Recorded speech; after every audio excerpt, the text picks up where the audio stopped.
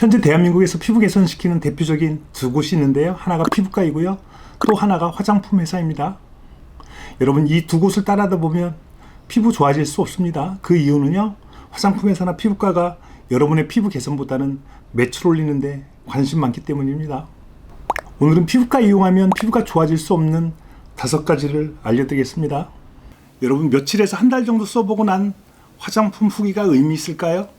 저는 우리나라에서 3개월 이상 화장품 후기가 가장 많은 화장품 회사 대표입니다. 20년 전 온슬식 피부 관리를 주장했고요.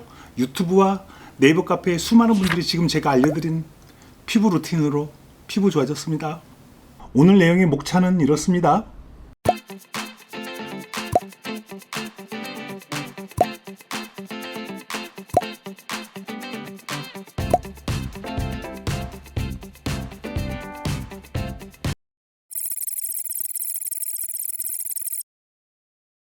첫 번째 내용 설명합니다. 피부 관리는 크게 2가지 개념이 있는데요. 두 개념은 바로 주는 관리와 뺏는 관리입니다. 2가지의 관리 방법이 조화를 이루어야 하는데 피부과 관리 방법은 뺏는 관리만 강조합니다. 주는 관리는 피부에 뭔가를 준다고 해서 주는 관리인데요. 피부에 영양을 공급하거나 피부 수분 증발을 억제해주는 보습을 하는 것, 그리고 마스크팩으로 피부 진정을 해주는 것을 말합니다. 뺏는 관리는 피부에서 뭔가를 빼앗는 관리입니다. 클렌징이나 각질 제거, 그리고 레이저로 노폐물을 제거하거나 각질을 제거하거나 피부에 상처 입히는 과정을 뺏는 관리라고 합니다. 피부과에서 하는 일은 뺏는 관리에 치중되어 있는데요. 이러면 장기적으로 피부가 민감해지고요. 피부 장벽이 약해질 수밖에 없습니다. 두 번째입니다. 우리의 관심은 20대 후반부터 일어나는 피부 노화를 얼마나 더디게 하느냐입니다. 또래보다 좀 더 주름이 덜 지게 보이고 탄력을 유지하는 것이 피부 관리의 핵심입니다. 이것을 위해 가장 중요한 것은 보습입니다. 탱탱한 포도가 건포도가 된 이유는 오로지 피부에서 수분 증발이 되었기 때문인데요. 인간 피부도 마찬가지입니다. 보습으로 막을 만들어주면 수분 증발을 억제하여 주름이 덜 지고 탄력이 유지된다는 점 꼭 아시길 바랍니다. 의사분들의 역할은 보습보다는 염증 개선과 피부 질환 치료에 있습니다. 이런 경우 오일이 염증의 원인이고 모공을 막는다고 할 수밖에 없습니다. 그러면서 세안 등을 통한 피부 청결을 강조하는데요. 세안은 피부에 자극과 마찰을 줘서 피부를 약하게 하고요. 세안할 때 쓰는 세안제는 피부 장벽을 훼손하는 원인이 됩니다. 또한 염증을 방지하고 여드름 가능성을 줄이려면 수분 위주의 가벼운 보습을 권할 수밖에 없는데요. 이러면 피부 수분 증발을 막아주지 못해 피부가 건조해지고 주름이 잘 지게 됩니다. 좀 더 자세한 설명입니다. 여기 물만 있는 컵이 있고요. 물 위에 오일이 있는 컵이 있습니다. 3일 지났을 때 물만 있는 컵의 물에서는 4분의 1 정도의 물이 증발되고요. 물 위에 오일이 있는 컵에서는 수분 증발이 전혀 되지 않습니다. 그래서 피부과에서 알려주는 대로 관리하면 30대 이후 노화 피부 관리에 구멍이 생깁니다. 피지는 피부를 지켜주고 노화를 방지하는 정말 고마운 물질이고 강력한 항산화제인데요. 의사분들은 염증 예방을 위해 피지를 제거하는 청결 쪽에 비중을 많이 둡니다. 여러분, 염증으로 고생하고 여드름 있는 분들은 전체 피부의 10% 내외입니다.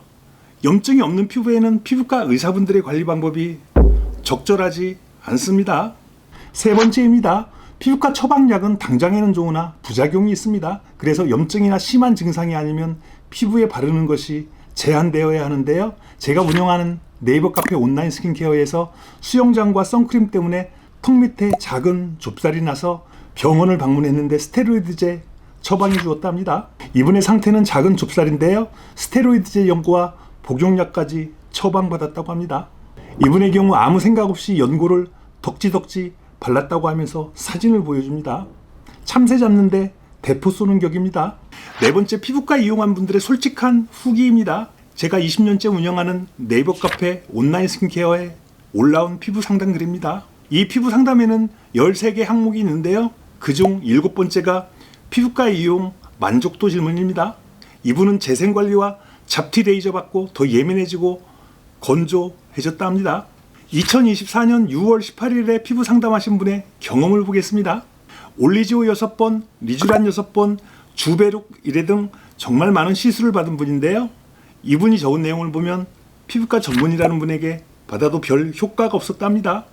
좀 더 자세한 내용이 있는데요. 고정 댓글에 링크를 남겨드리겠습니다. 피부과 시술이나 레이저가 물론 좋은 효과도 있는데요. 여러분의 피부 개선에 한계가 있다는 말이고요.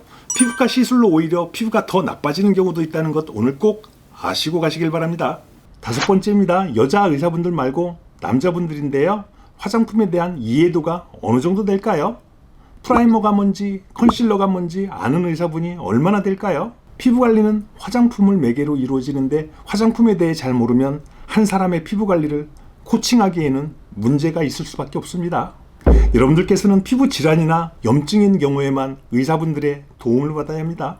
10년, 20년 전에 화장품에 의약품을 접목한 코스메티컬, 즉 의약 화장품이 대박났습니다. 이 화장품을 의사들이 만든 화장품이라고 광고해서 대박났고요. 소비자들은 무조건 좋은 줄 알고 구입해서 사용했는데요. 내용물은 고작 피부 각질을 녹이는 아하나 바하를 넣어 전 국민의 피부를 민감하게 만들었고요. 다른 시술로 각질 제거나 박피를 내서 수많은 분들의 피부를 망가뜨렸습니다. 미용 관련 의사분들은 암이나 심장을 치료해 주시는 다른 의사분들과는 많은 부분에서 다릅니다. 매출 증진이 목적인 자영업자라고 생각하셔야 합니다. 이것을 아는 것만으로도 앞으로 피부 관리하는 데 큰 도움됩니다. 미용병원을 방문할 때에는 스스로 많이 알아야 하고요. 비용이나 효과에 대해 다른 데랑 꼭 비교해 보셔야 합니다. 또한 부작용이나 효과가 없는 경우 어떻게 환불받을지 준비를 해야 합니다.